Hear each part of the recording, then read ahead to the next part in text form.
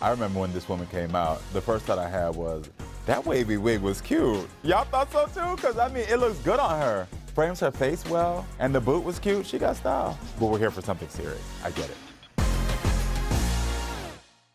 I currently was looking for a house, so we was in a shelter during this time.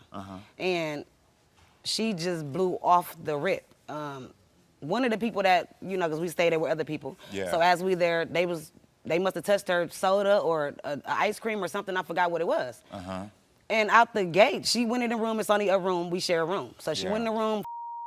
I don't, they always touching my stuff. I'm like, Kayla, well, just get dressed. We can go to another store. I mean, from the beginning, this was already a hard situation for me to hear that they have been in shelters, that they're doing so hard right now. You immediately want to say, damn, well, that's where the problems are coming from. But, you know, I knew that there needed to be more to the story that we could hear. I'm trying to calm her down. She bucking at me, bucking. I'm like, hold on. So at this point, I'm like, what's going on? And she tried to swing, like actually tried to swing on me. Oh my God. And the people at the shelter, they had to call the police because there's other family members there. I mean, I think sometimes when we hear about aggression from a child, we forget that, like, they're a product of their environment. So once we do see that the mother she's aggressive. She likes to, she say her point, she say what she's saying. But as well, this young woman is in a shelter. I've worked in shelters before. I understand what it's like for kids to be in them. They have to figure out how to protect themselves, not only physically, but emotionally, mentally, and that causes you to lash out. And so sometimes, even in these situations where the mother is trying to do her best, the external environment is going to cause her to start experiencing things that make her say to themselves, like, I got to protect myself because I don't know if I'm going to be safe tomorrow. Check on Kaylee, she haven't been to school in a week. And from your perspective, you thought she was going to school. Hey, but even when I heard that she's not going to school, guess what? You embarrassed. You don't feel stable.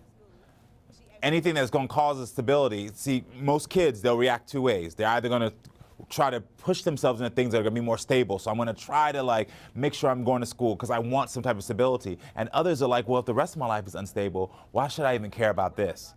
And so they're going to mimic that into everything else. So when a child is starting to say, I'm not going to go to school, it makes sense to me. Last year, so it's been about a year. Because after the shelter, we moved to Mississippi, and it got worse. See, location, they change in places, they in different places. She doesn't feel stable. So she got to the point where she really wasn't listening to me. She don't think she can do stuff, and I'm not going to Milwaukee. I asked her to get, I say, well, okay, well, since you want to like boys and do all that, get on birth control. I'm not doing that. The doctor said I don't have to. You heard what they said. This mother was trying her hardest. What I love about this mother is it's clear that she's trying to support her daughter, even though she's drowning. Because she's like, okay, you're having sex, you have a boyfriend? Well, then let me support you get birth control. It shows that she's trying. She's trying to figure out, because I know what an absent mother is. An absent mother is like, oh, you got a boyfriend? I don't care. You having sex? I don't care. You want to be fast? You do whatever. That's not what she's doing. She's trying to figure out her life while also trying to support her daughter, but there's something being lost in it because they're both overwhelmed and they're both looking for security. It's just a lot from both sides, and some of it wasn't told correctly. Okay. So what part wasn't told? What was not told? Your mom was asking. So... Talk louder. What part was a lie? The shelter part. So in the shelter, you did not disrespect her? So you you didn't do that swing on me at the shelter? I did, but it wasn't as she told it. It was like most so both sides. She didn't go ask the worker that they have something else to drink. She was sitting there talking about the situation. And I was on the phone being silent over there mad. And she kept going and kept going. She kept pushing the situation. This is what I always talk about when it comes to parents and children. We all have our own experience, and our experience is our truth. See, from this point, the mother's like, well, I did this, I did that, and then you reacted badly. And from the daughter's point of view, she's like, well, I was over here doing this and not doing something else, and then you reacted. And so we forget that in between there, both of them have their truth.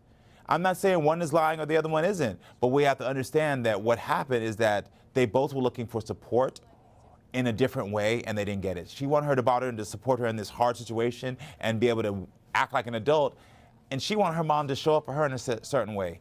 And that's where the breakdown You act like a bitch, that's what you're gonna be called.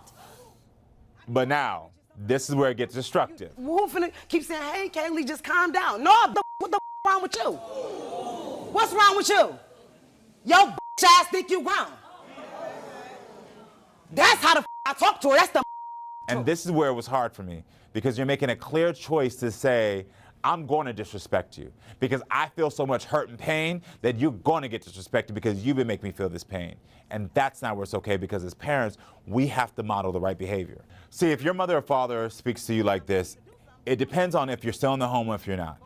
If you're still in the home, it's unfortunate because your parents are the ones that are going to be the people who are taking care of you. They're providing you with the shelter, your food, your security. What I would suggest is having a third party that you know can be mediate to hear both of your sides. Somebody that the parent respects, that they think like, okay, I can hear both of y'all. That's the only way. Don't tell this third party like what's going on. Allow that to come out in person. Just say, hey, I know my mother and I are not at the best terms, or my father and I, but I need you to be in between so that we can have a conversation. If you're out of the home, you then do have the courage to be able to say, this is what I feel. If you can't do it verbally, write a letter. But that's the point where you say, listen, if you can't hear me, then I got to set a boundary where we're not going to communicate because I will not accept the abusive language. Do you feel like you get your behavior from your mother? I feel like I get she run around with hoes all day. Younger than her. That's where she get it from, because them ain't got respect for that. Mama, she talking about she don't get it from me, girl. Look at your mouth. She get exactly from you. She know I'm not a bad child. All day I sit at home in my room watching movies on the phone. Yeah. Every time I come out, I get yelled at. If I stay in my room, I get yelled at. It's like, what do you want? Yeah. Is that true? I'm going to tell you why I do that. You stand in your room. That means, yes, it's true. All day, you don't come out, cook, clean. You don't help me do nothing. You won't even prepare the food. I tell her to wipe the stove. She wipe half of the stove. This the side that I'm using, so this the side that I'm going to wipe. Who do that? Is that true? Do you do that? No, I did that one time. Why did you skip school this month? Because my hair wasn't dead. And if I was to go to school, the little boys, they're like pick, like they're... She's being a rebellious teen. And the rebellion is coming from a lack of stability and a lack of feeling like she's being heard. And I mean, like, if I was in their household, I'd be able to say, okay, this whole thing with the stove, yes, disrespectful, but also it's a cry for attention, it's a cry for help. Her not going to school to say, because her hair wasn't done, makes complete sense to me. I understand what it's like, because I was a teenager, to walk into school and be ridiculed, to be made fun of. She's looking for somebody to understand her side as much as the mother's looking for somebody to hear her side. My name's so bad with evictions, I can't even find a house with 1,500 behind my name. That's why we moved to Mississippi. Mississippi, I got right there, got a house, got her in school. She want to play crazy, get a little boyfriend. Now this is where she really going crazy at. She know we 12 hours away. It's just me and her down there. We moved.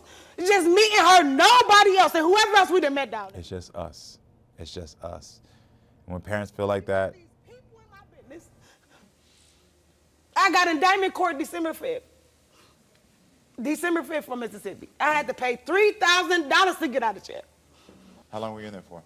For 6 days. So she was I knew talking to them, there's a strong possibility for this family to break these patterns and to start to connect. They just both need support. They both just need to be heard. So I know that the mother is loving and caring. Like I said before, she's having transparent conversations. She's trying to talk to her. She's being there. She's concerned about her missing school. She's not neglectful. Let me tell you something. When I worked in social services, the thing that you look for is abuse, neglect. These are things that you immediately go for and you're looking for to see, like, if the child's in danger. She's not neglecting her. She's showing up and saying, why aren't you at school? She's asking her to come out the room to be there. She's just saying, I'm drowning, and I don't know. This is just the wrong person to say I'm drowning too. Your daughter doesn't even know you're drowning. She's not your friend, unfortunately. But there is a way to communicate that we can support each other better. But I knew in this matter, it wasn't going to happen, so I need to be the one to say, let me give you support. Now you got that, now you can have a better conversation and dialogue with your daughter. Do you regret having a daughter?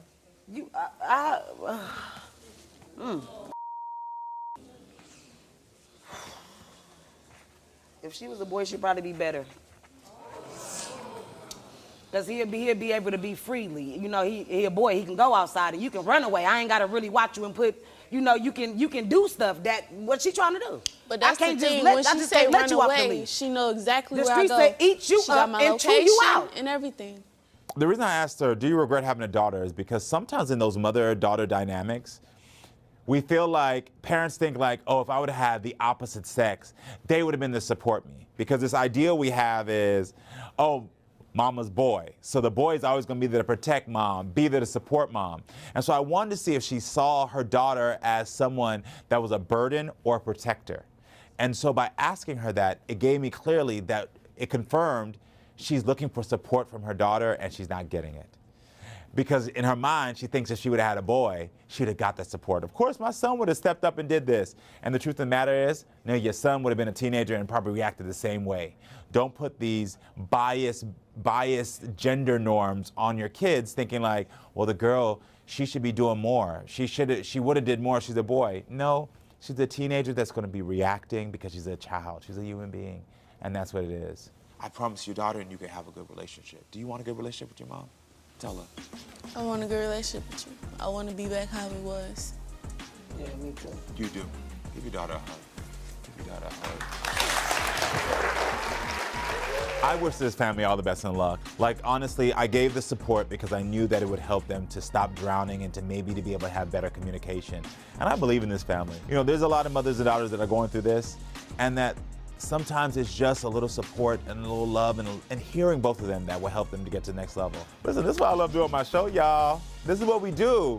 We have the hard conversations, it gets real, and then, baby, we figure things out. I wish them the best of luck. Seriously, I really do.